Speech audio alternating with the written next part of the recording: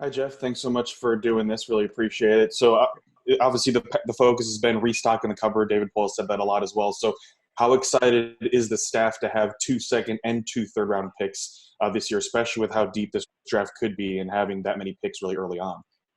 Yeah, really excited. I mean, we haven't had we've talked about that a lot internally. We haven't had that situation in quite a while, and I think you can go back and look at past drafts where we have had that situation and we've done quite well. So I think as a staff, everybody's really excited about the opportunity. Like you've heard David say it in terms of restocking the cupboard. That's our goal here. I think that we're getting there. We had a full draft last year where we feel like we really got some good players. We picked up, say, Jeremy Davies in the PK trade. So we're climbing our way back in terms of rebuilding our pipeline. And we've always said that some of that where it was being depleted was a little bit of the circumstances we're in, where we're in that Stanley Cup window and in a real competitive state. And sometimes that's just the price that you pay. But we still believe that we're in that competitive state, and to keep going in that along that path, you always need to have good young players that are coming up from within the system. And like I said, we feel like we're getting there. We feel like with this draft, we can really add to that very well. A little bit different because we're not quite sure when that draft's going to be yet, but as I talked about a little bit before, the preparations are there, and I think that we'll be prepared in the end. Jeff, sticking with prospects taken in last year's draft, Igor Afanasyev was taken with a pick acquired in that Subban trade, so obviously the returns there, and he had a stellar first season with the Windsor Spitfires using that big body, powerful shot and everything. So is what you've seen out of him kind of up to expectations of what you expected? Has he exceeded that? It seems like he's really taken a big step forward in that first year in junior for him. Yeah, no, he's right on track. He's right around where we figured he'd be. He was in Muskegon USHL the year before and transitioned over to the Ontario League this year. So there is some adjustment there.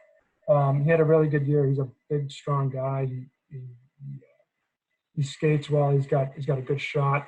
It's just he's learning to be consistent, learning to make sure he hones in on the details of the game, because that's just a big part of the player's maturity. But he's right on track. You know, he's a great kid. He loves the game. He works at it. He wants to be a player, and he's willing to do whatever it takes to get there. So really good first year adjustment, for him.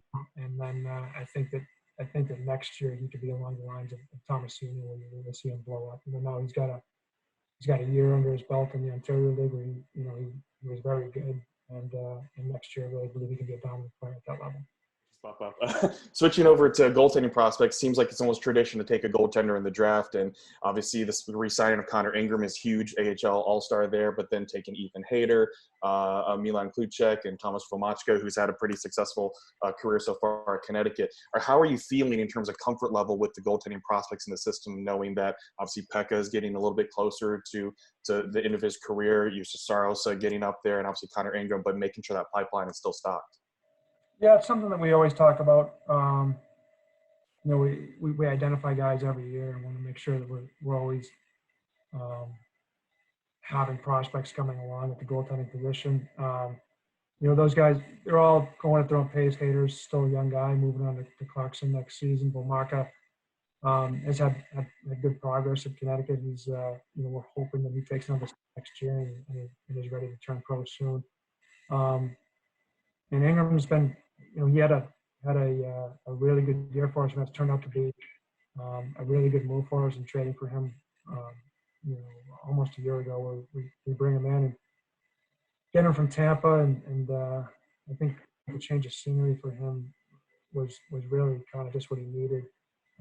And you saw that he was rewarded with the contract that we just signed him to, but we're still a guy with really good upside and talent. And of course, we're all kind of watching Pekka go along here as he gets older. But I think, when you look at the progress that Jussi Saros made this year, still a young guy himself, and I think we'd all love to have Pekka, forever. We wish he could be our Tom Brady that plays forever and ever, and hopefully he is and can do that. But I think that you always need the next guy coming, and I think it was really good to see all these guys make their progress this year, to know that we're going to be in good shape going forward here.